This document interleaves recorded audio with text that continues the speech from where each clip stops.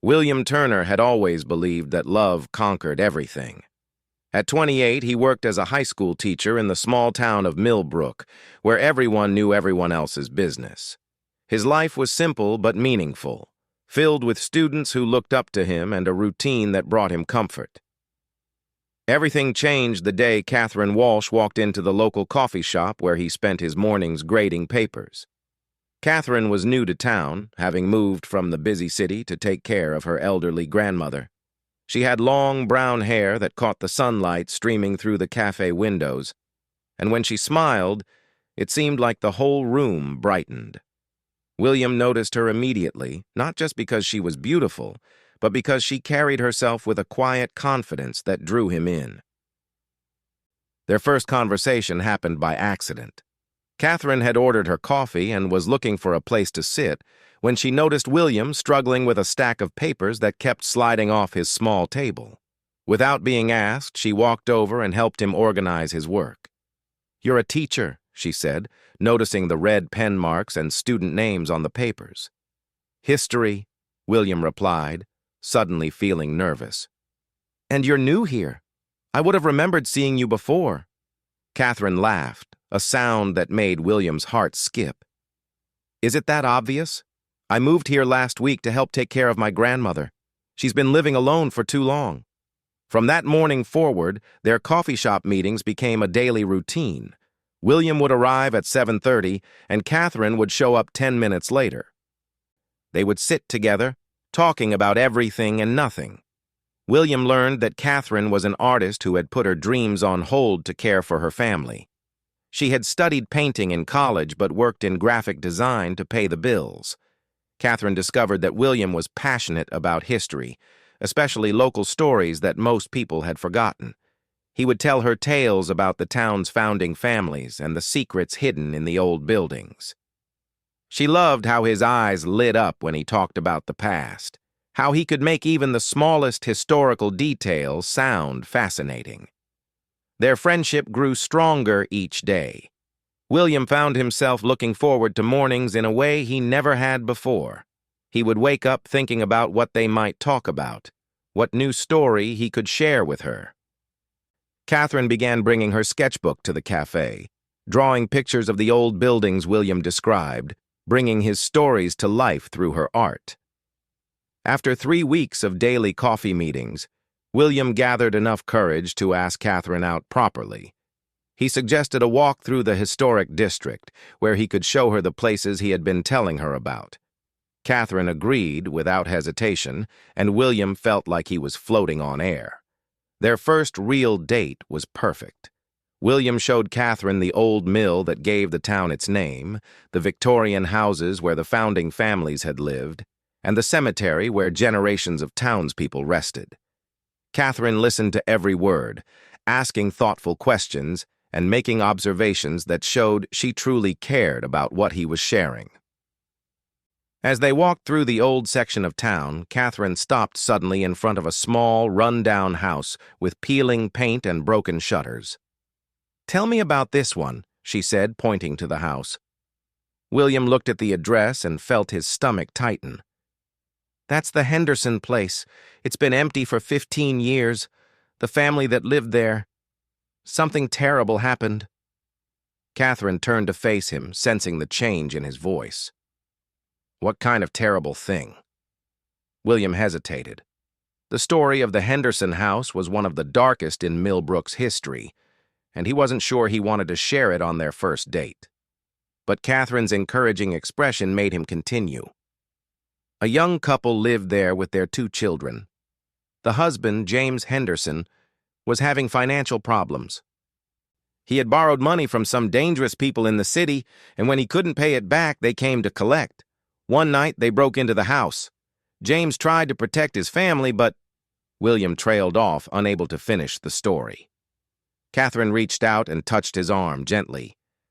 "They were all killed," William finally said. "The whole family. The police never caught the men who did it. The house has been empty ever since. Some people say it's cursed." Catherine stared at the house for a long moment. "That's horrible. Those poor people." "I shouldn't have told you that story," William said, feeling like he had ruined the mood. "It's too dark for a first date." But Catherine shook her head. "No, I'm glad you told me. It's important to remember these things, even the sad ones. Maybe especially the sad ones." Her response made William admire her even more. Most people in town preferred to forget about the Henderson tragedy, but Catherine understood that remembering was important. They continued their walk, and the mood lightened again. William showed Catherine the old church where his grandparents had been married, the school building where he had been a student before becoming a teacher, and the park where summer festivals were held. Catherine sketched as they walked, capturing the buildings and landscapes that meant so much to William. As the sun began to set, they found themselves sitting on a bench in the town square. Catherine was finishing a sketch of the old courthouse when she looked up at William. "Thank you for today," she said. "I feel like I understand this place better now." "And I understand you better too." William felt his heart racing. He wanted to tell Catherine how he felt about her, how these past few weeks had changed his entire outlook on life. But the words seemed too big, too important to say out loud just yet. Instead, he said, "Would you like to do this again sometime?" Catherine smiled and closed her sketchbook. "I'd love to." Over the next month, William and Catherine became inseparable. They went on long drives through the countryside, had picnic dinners by the lake, and spent hours talking about their dreams and fears. William learned that Catherine had always felt torn between her artistic ambitions and her sense of responsibility to her family. She had given up opportunities to study abroad and work with famous artists because she felt she needed to take care of others.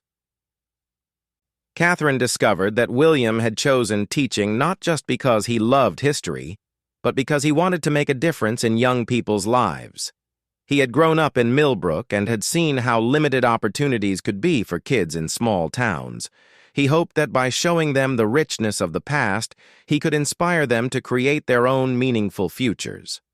Their relationship deepened quickly.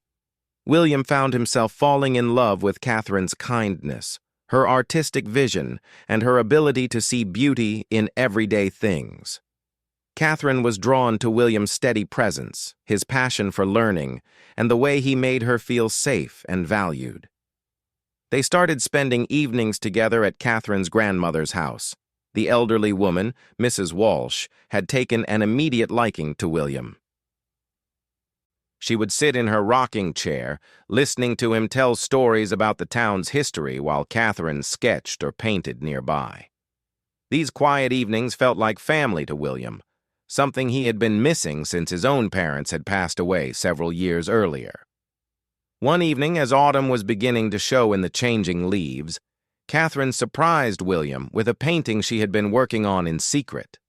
It was a watercolor of the town square as it might have looked 100 years ago, based on old photographs William had shown her and stories he had told. The painting was beautiful, capturing not just the visual details but the feeling of a simpler time. "This is incredible," William said, holding the painting carefully. "You've brought the past to life." Catherine blushed. "I wanted to give you something that showed how much your stories mean to me. You've helped me see this place through different eyes." William looked at the painting and then at Catherine, feeling overwhelmed with emotion. "Catherine, I need to tell you something." She looked up at him expectantly. "I love you," he said simply. "I know we haven't been together very long, but I can't imagine my life without you in it." Catherine's eyes filled with tears, but she was smiling. "I love you too, William. More than I thought it was possible to love someone."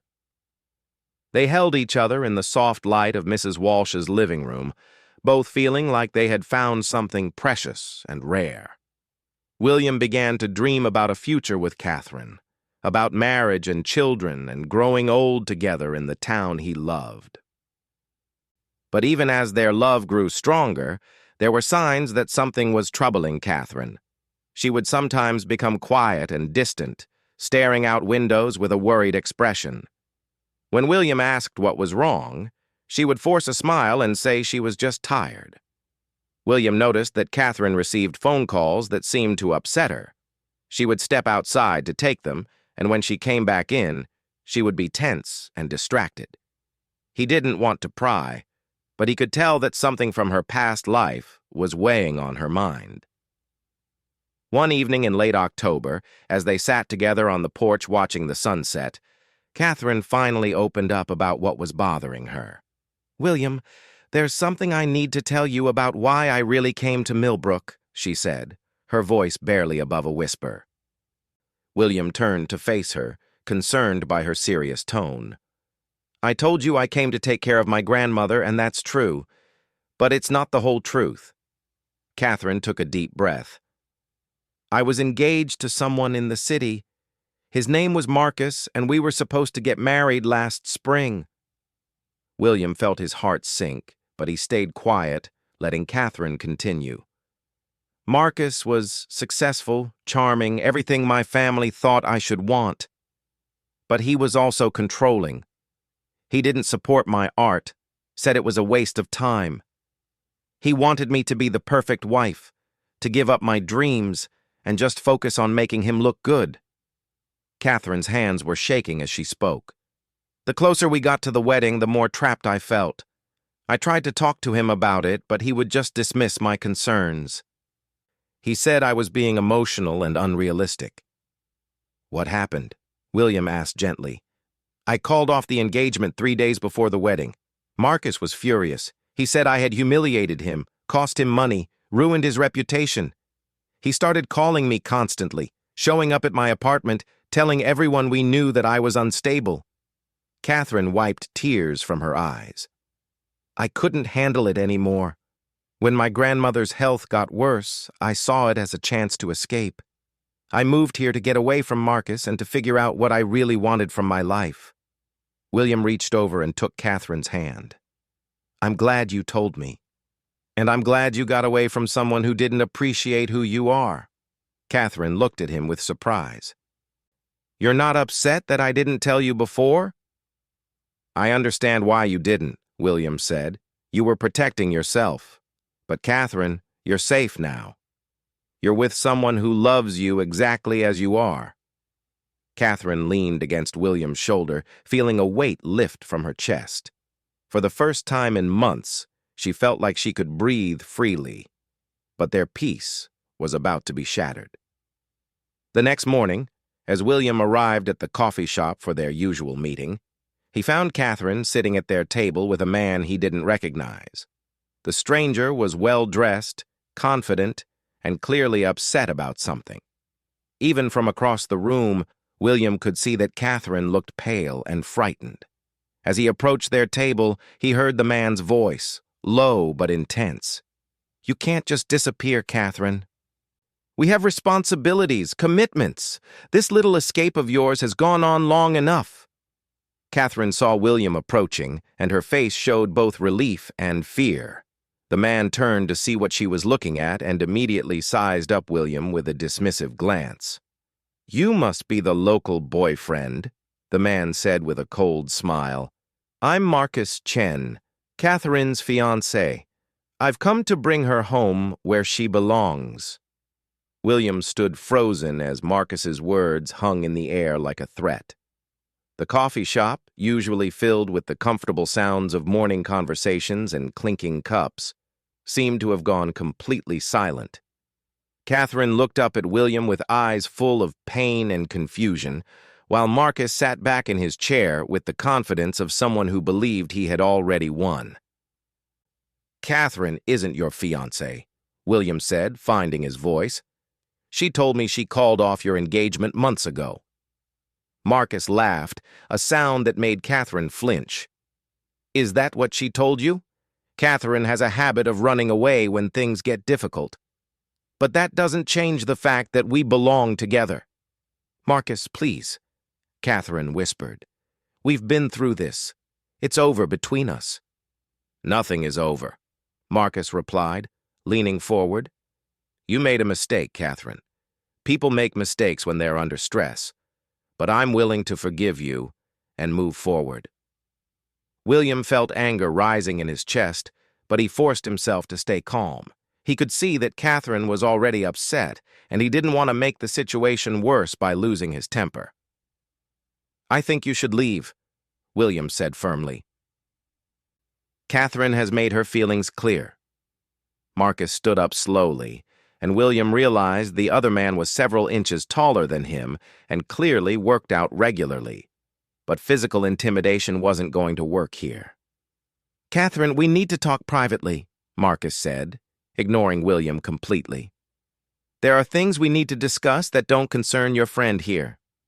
"Anything you have to say to Catherine, you can say in front of me," William replied. Marcus's expression darkened. "Actually, there are legal matters involved that are none of your business. Catherine signed contracts, made commitments. There are financial obligations that can't just be ignored because she decided to play house in some small town." Catherine's face went white. "What are you talking about?" "The wedding venue, the catering, the flowers, the honeymoon reservations.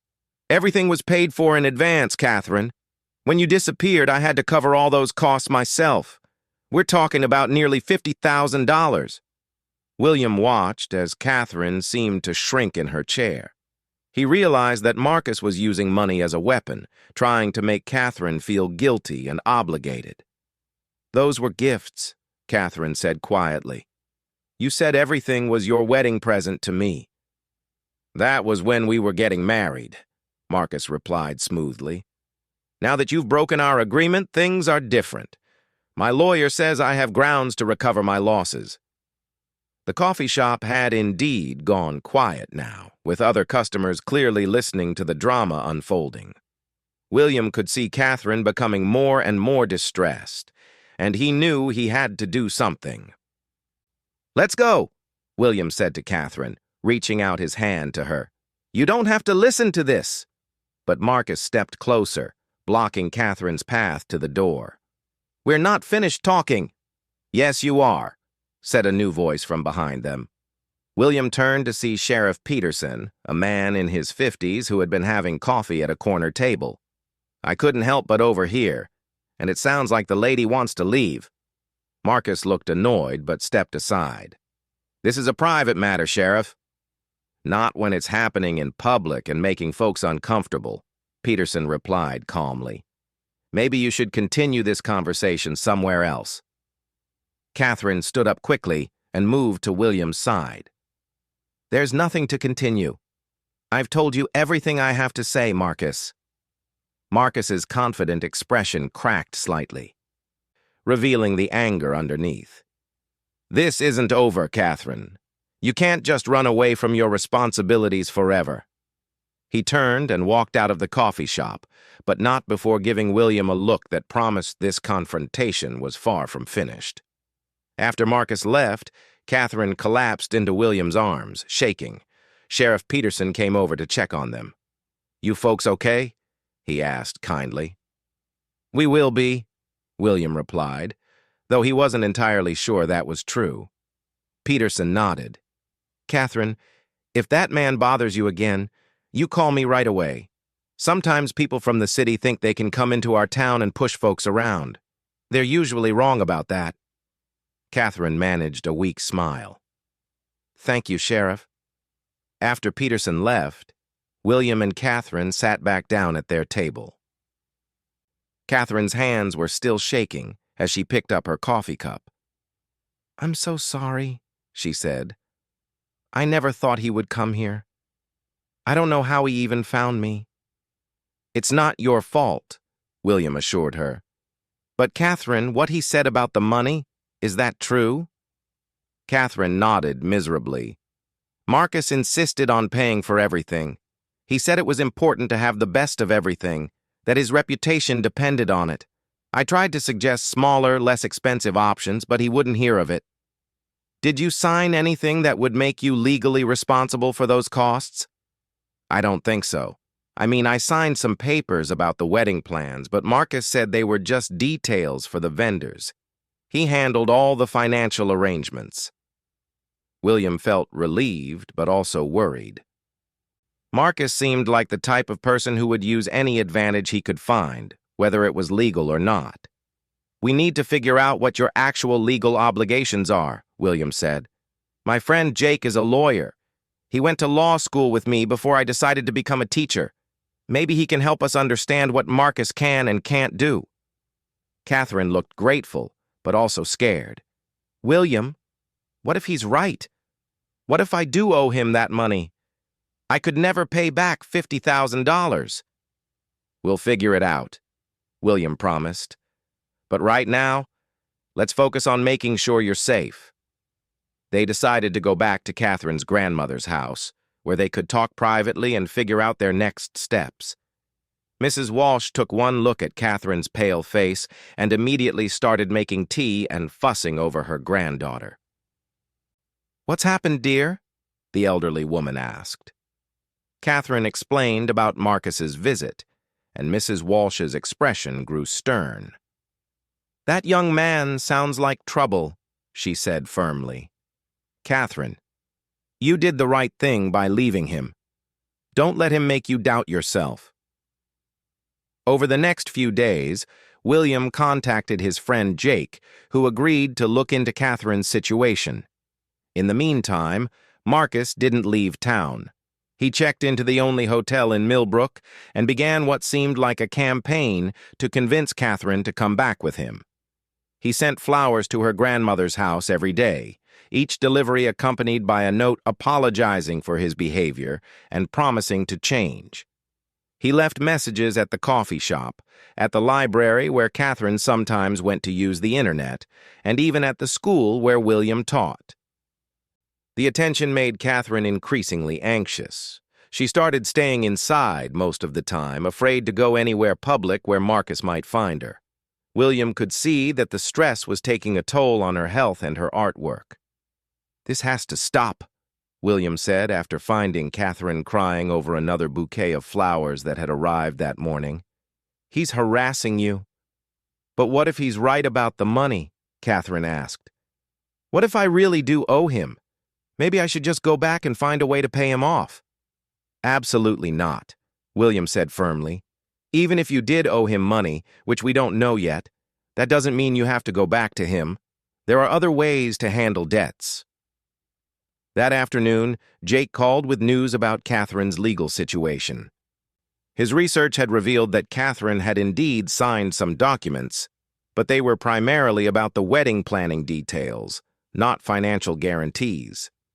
"The good news is that Catherine isn't legally responsible for the wedding costs," Jake explained during a three-way phone call. "The vendors had contracts with Marcus, not with her. He's the one who chose the expensive options and signed the payment agreements." Catherine felt a huge wave of relief, but Jake wasn't finished. "The bad news is that this Marcus character might still try to cause trouble. Has he made any threats or done anything that could be considered stalking or harassment?" William and Catherine looked at each other. "He's been sending flowers and notes every day," Catherine said. "And he's been leaving messages at places where he knows I go. That could potentially be considered harassment, especially since you've made it clear you don't want contact with him. You should document everything. Keep the notes. Take photos of the flowers. Write down every instance where he's tried to contact you."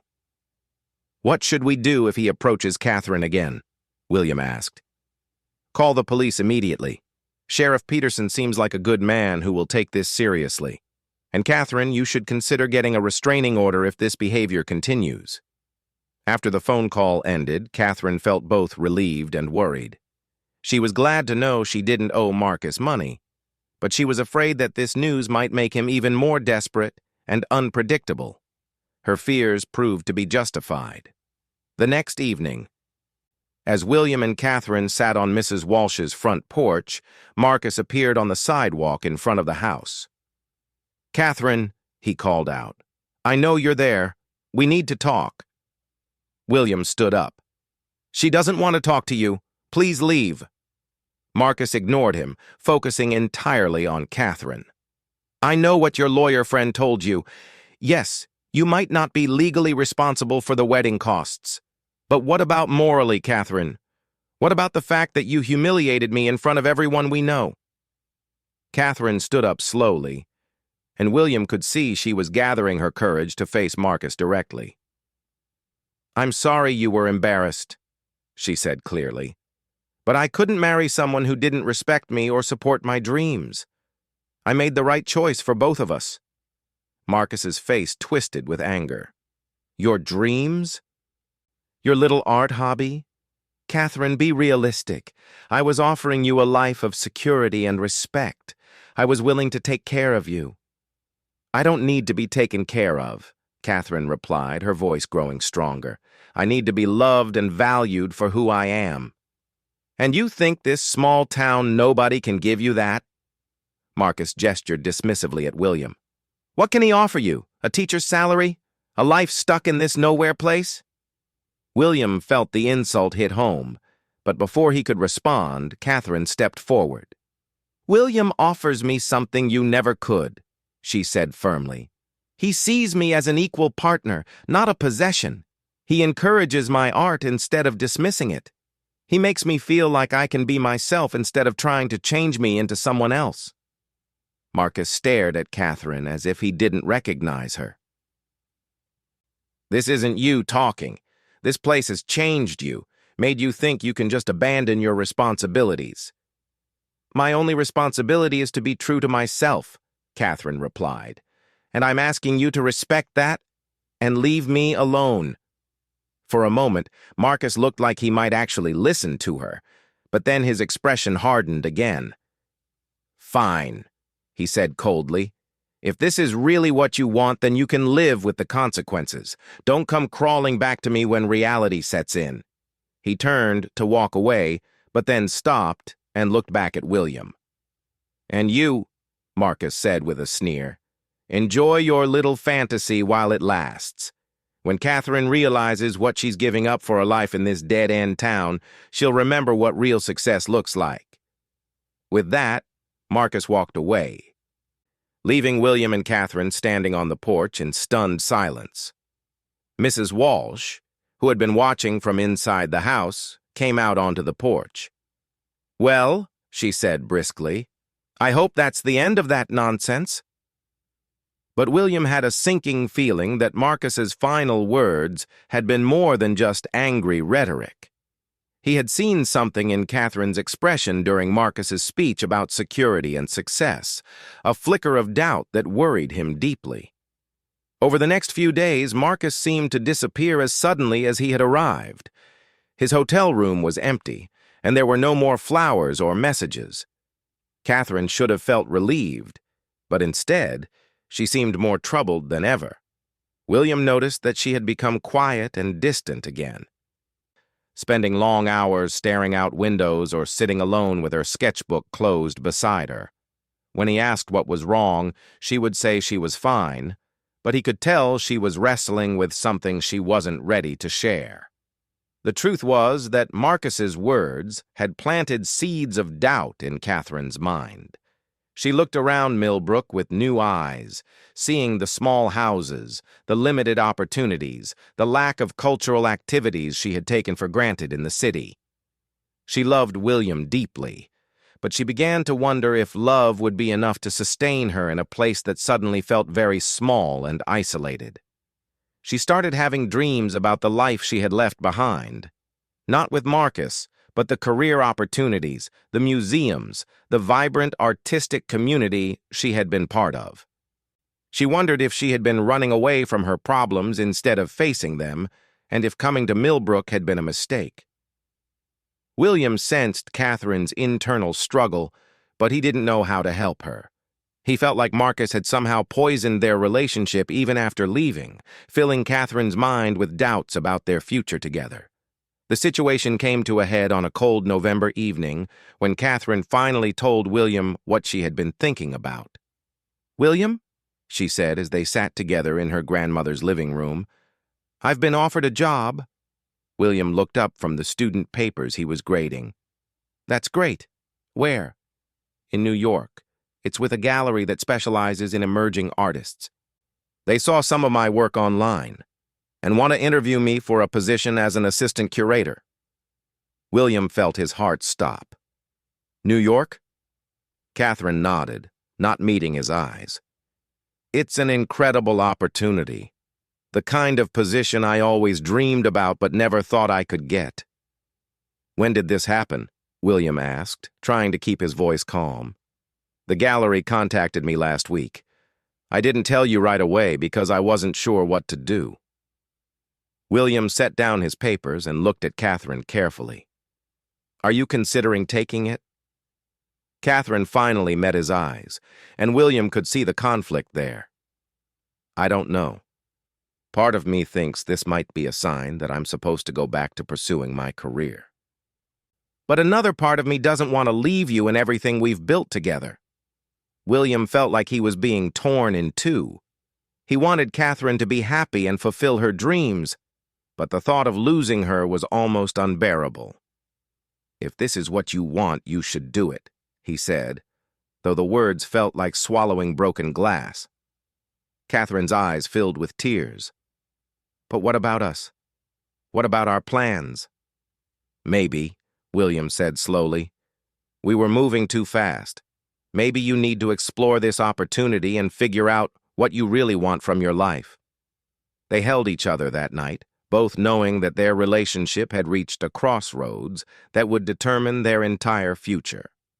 The gallery interview was scheduled for the following Monday, which gave Catherine only 3 days to decide whether to go.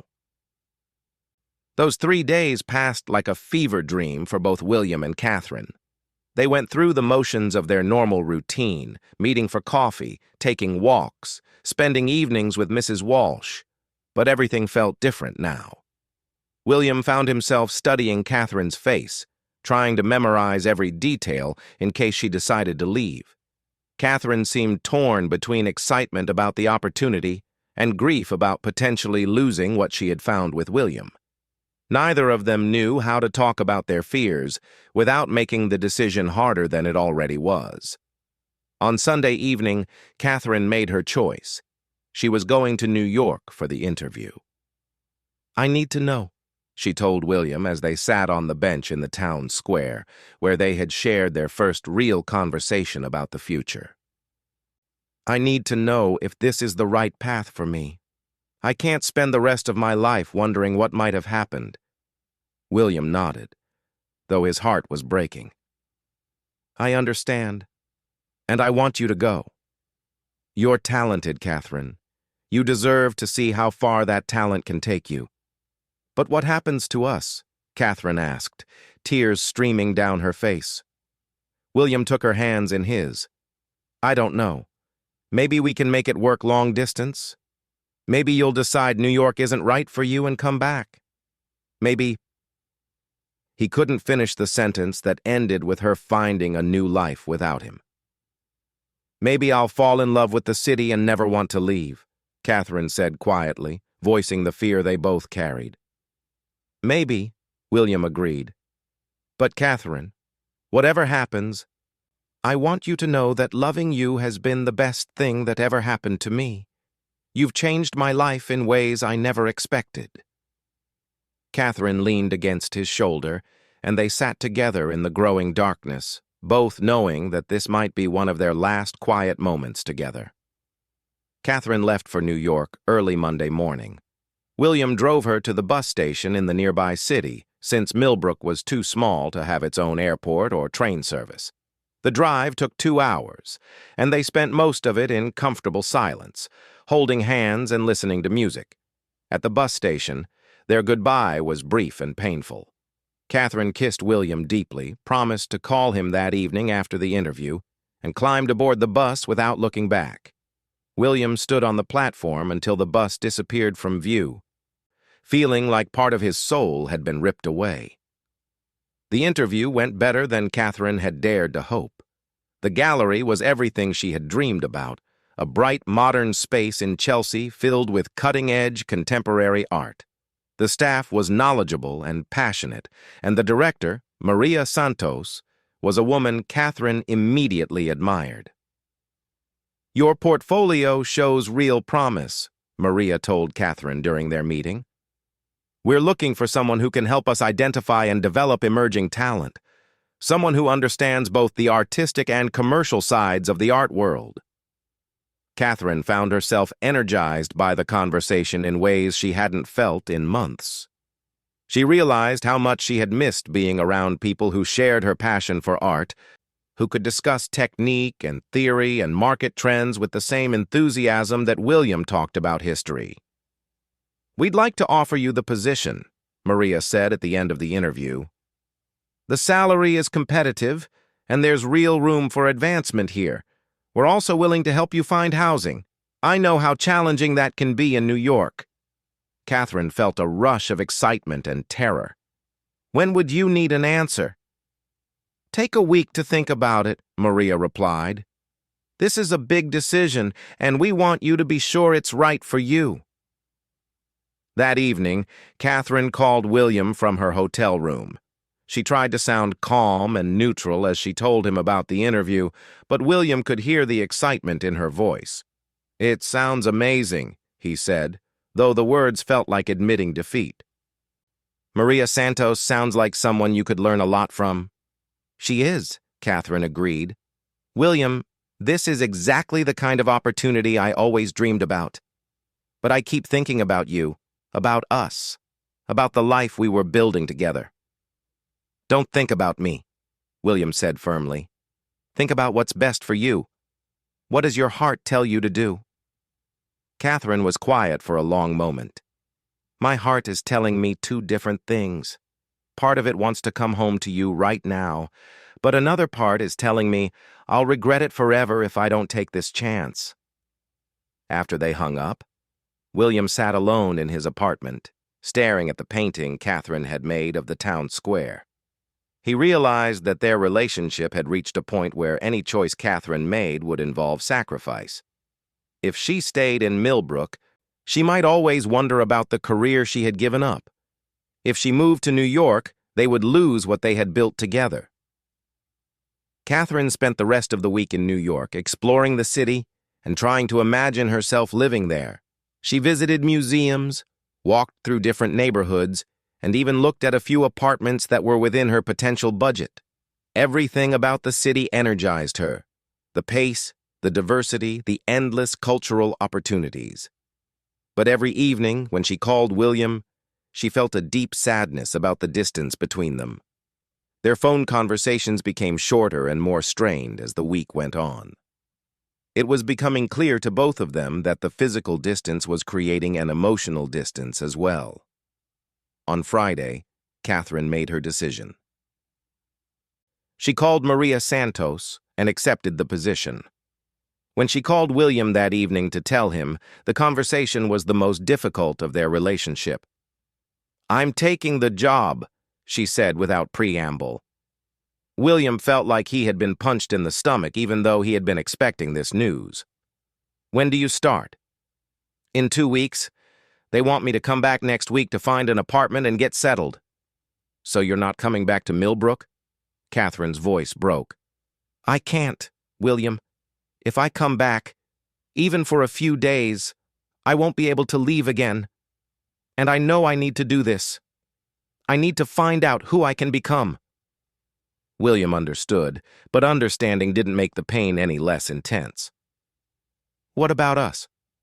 What about everything we planned?" "I don't know," Catherine whispered. "Maybe we can visit each other. Maybe we can make long-distance work. Maybe..." But they both knew that maybe wasn't a foundation for a relationship. The silence stretched between them, filled with all the words they couldn't say. "I love you," Catherine finally said. "I need you to know that this decision doesn't change how I feel about you." "I love you too," William replied. "And I want you to be happy, even if it's not with me." They talked for a few more minutes about practical details, but the real conversation was over. When they hung up, both of them knew it might be the last time they spoke as a couple. Catherine did not return to Millbrook. She asked a friend to pack up her belongings and ship them to New York. She wrote a long letter to Mrs. Walsh, thanking her for her kindness and explaining her decision. She sent William a short note along with the key to her grandmother's house, asking him to check on Mrs. Walsh from time to time. William was devastated. For weeks, he went through the motions of his daily life like a robot. He taught his classes, graded papers, and maintained his routines, but everything felt hollow and meaningless. The coffee shop where they had met became too painful to visit. The bench in the town square where they had shared so many conversations remained empty. Mrs. Walsh was heartbroken by her granddaughter's departure, but she was also worried about William. She invited him for dinner regularly and tried to keep his spirits up, but she could see that he was struggling with grief and loss. She had to follow her dreams, Mrs. Walsh told him one evening as they sat in her living room. Even if those dreams took her away from us. I know, William replied. I just thought maybe I could be part of those dreams. Maybe you still can be in time. Life has a way of working things out in ways we don't expect. But William found it hard to believe in that possibility. As autumn turned to winter, he began to accept that Catherine was gone from his life permanently. Meanwhile, in New York, Catherine threw herself into her new job with fierce determination. She worked long hours, learned everything she could about the gallery business, and began building relationships with artists and collectors. The work was challenging and rewarding, exactly what she had hoped it would be. But in quiet moments, she found herself thinking about William and Millbrook. She missed the intimacy of their small-town life, the way everyone knew each other, the sense of community that she had never found in any city. She missed William's gentle humor, his passion for history, the way he made her feel safe and valued. She dated a few men in New York, but none of them compared to William. They were successful and sophisticated, but they lacked his depth and kindness. She began to realize that her relationship with William had been special in ways that had nothing to do with geography or career opportunities. 6 months after leaving Millbrook, Catherine received devastating news. Mrs. Walsh had suffered a heart attack and was in the hospital. Catherine immediately requested time off and flew back to be with her grandmother. When she arrived at the hospital, she found William sitting in the waiting room. He looked older and more tired than she remembered. But seeing him made her heart race in ways it hadn't since she had left. "How is she?" Catherine asked, sitting down beside him. "Stable," William replied. "The doctors say she'll recover, but it will take time. She's been asking for you." They sat together in awkward silence, both aware of how much had changed since they had last seen each other. Finally, Catherine spoke. "Thank you for taking care of her. I know you didn't have to do that." "I wanted to," William said simply. "She's family to me." Catherine felt tears welling up in her eyes. "I missed you. I missed this place. I missed the person I was when I was here." William looked at her carefully. "Are you happy in New York?" Catherine considered the question honestly.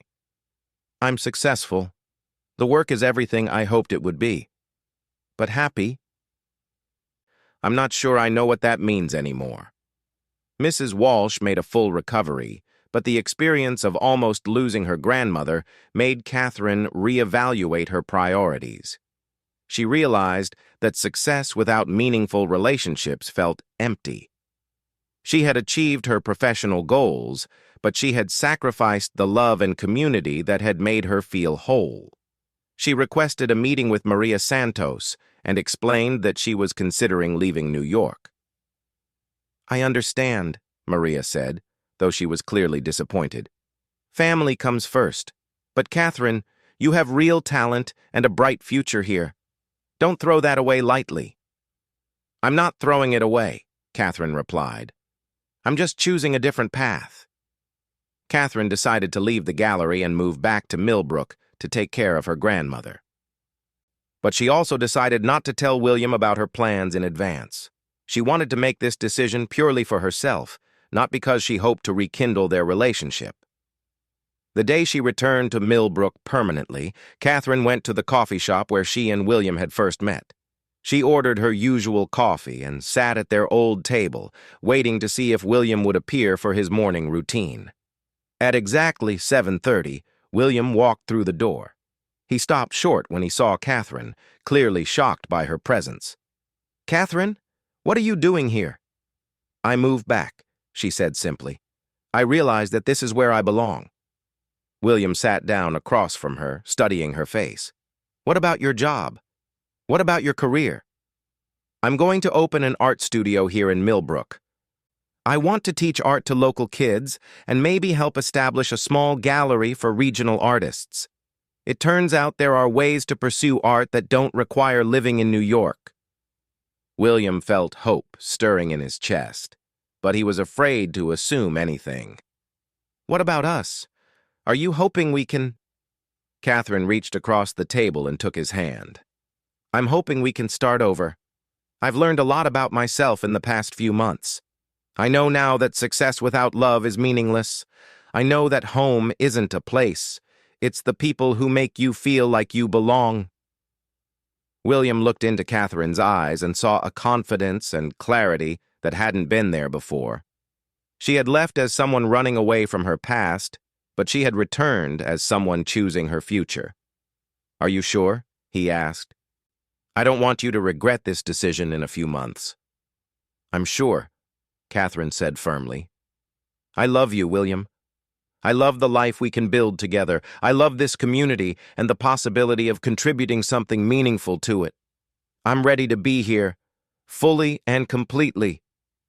William felt the walls around his heart, which he had built during the months of missing her, begin to crumble. "I never stopped loving you," he admitted, "even when I was angry about how you left. Even when I thought I'd never see you again." They held each other in the coffee shop where their love story had begun, both of them older and wiser than they had been a year earlier. Catherine had learned that running away from problems never solved them, and that real fulfillment came from building something meaningful with people you loved.